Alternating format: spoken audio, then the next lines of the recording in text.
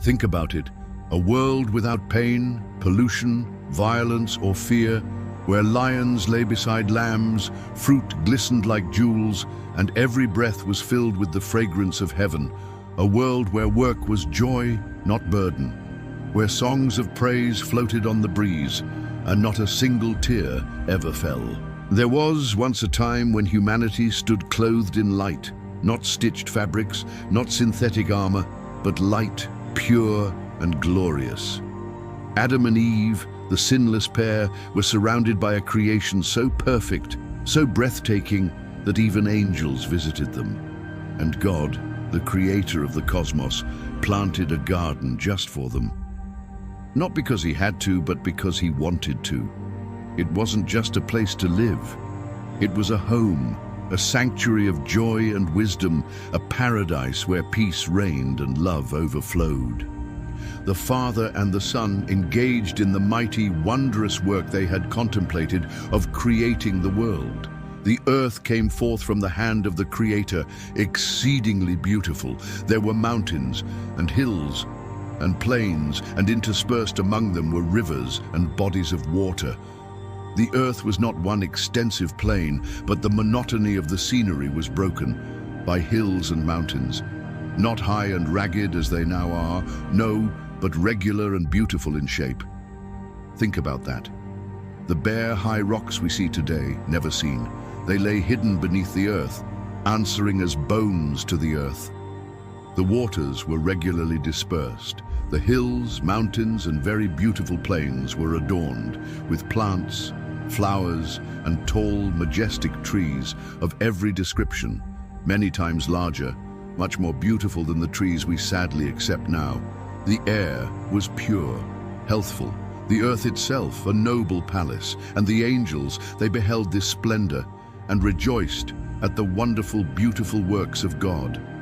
After the earth was created and the beasts upon it, the Father and Son carried out their eternal perfect purpose, one designed before even the fall of Satan, to make man in their own image. They wrought together in creating the earth and every living thing upon it. And now God said to his Son, "Let us make man in our image."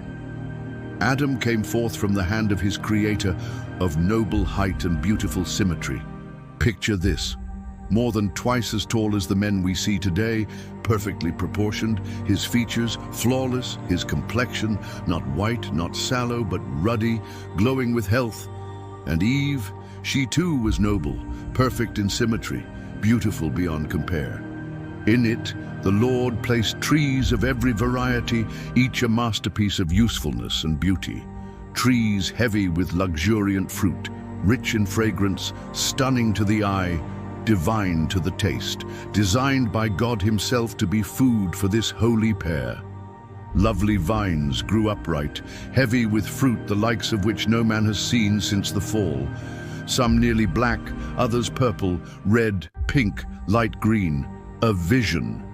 The fruit, unimaginably large, bowed the branches low. It was Adam and Eve's happy labor to form bowers from these branches, training them into natural dwellings, lush, fragrant, living homes. And what of the earth itself? Clothed with the richest green, myriads of fragrant flowers of every hue sprang up around them, everything tastefully, gloriously arranged. And in the midst of this paradise, the tree of life. Its glory surpassed every other tree, its fruit like apples of gold and silver, its leaves bearing healing powers, a symbol of immortality. Very happy were the holy pair in Eden.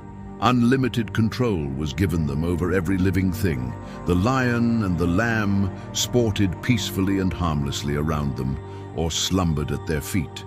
Birds of every variety of color and plumage flitted among the trees and flowers and about Adam and Eve, while their mellow-toned music echoed among the trees in sweet accord to the praises of their Creator. Adam and Eve were charmed with the beauties of their Eden home. They were delighted with the little songsters around them, wearing their bright yet graceful plumage and warbling forth their happy, cheerful music.